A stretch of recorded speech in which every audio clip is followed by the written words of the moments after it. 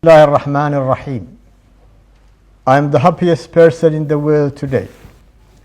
The historic address on the recognition of the Republic of Somaliland. Excellencies, all world leaders, distinguished delegates, partners, all Somalilanders. Today, I address you at a moment of historic significance for the Republic of Somaliland. After more than 3 decades of peaceful self-governance, constitutional order, and democratic practice, Somaliland has received its first formal international recognition as a sovereign and independent state. This development affirms an objective reality that has long existed. Somaliland meets the legal, political, and institutional criteria of statehood under international law. I express my wholehearted appreciation to the State of Israel for its brave decision, which reflects both historical continuity and confidence in Somaliland's demonstrated commitment to peace, stability, and responsible governance. Somaliland's journey has been defined not by conflict, but by reconciliation, not by external intervention, but by indigenous peace building, and not by instability, but by sustained institutional development. Our people rebuilt their state through dialogue, constitutional process, and rule of law. We give assurance that Somaliland's recognition is not directed against any state, nor does it impose a threat to regional peace. On the contrary, clarity of status contributes to stability.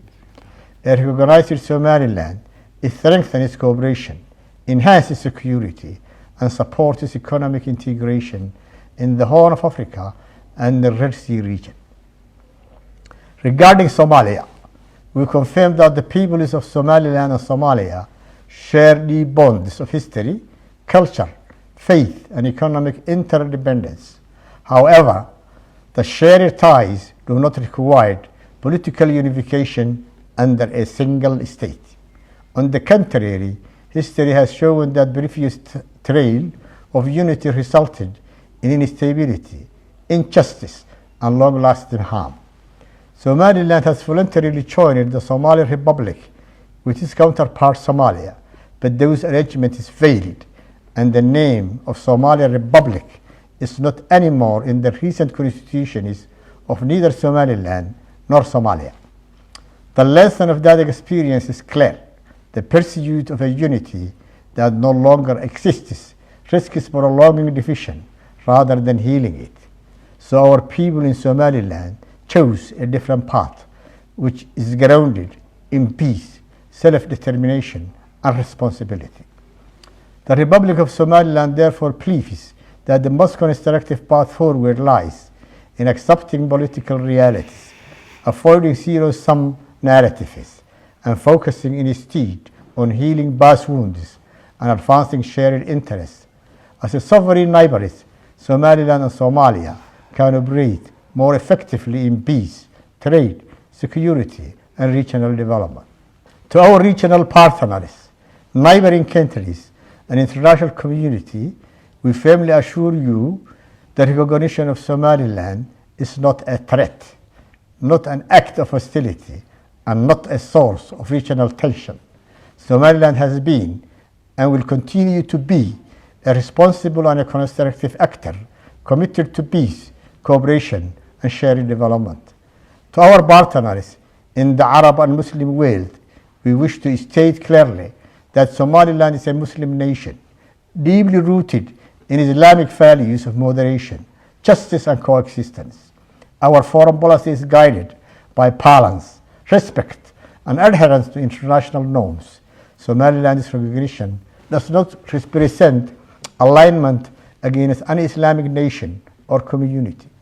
Somaliland remains committed to peaceful coexistence, constructive diplomacy, and mutually respectful relations with all neighboring countries and UN members in accordance with the principles of sovereignty, territorial integrity, and international law. To the United Nations, African Union, IGAD member countries, the League of Arab States, the Organization of Islamic Cooperation, and the Commonwealth and international partners will reaffirm Somaliland's readiness to be admitted to a full membership in all international and regional organizations to fulfill the responsibilities that such membership entails. Somaliland respectfully invites member states and international institutions of the above-mentioned organizations to engage with Somaliland because of facts, international law, and shared interests. This moment represents not an end, but a historical and a responsible beginning, guided by cooperation, regional integration, multilateralism, and shared commitment to peace. Thank you. If I can teach myself a new language while juggling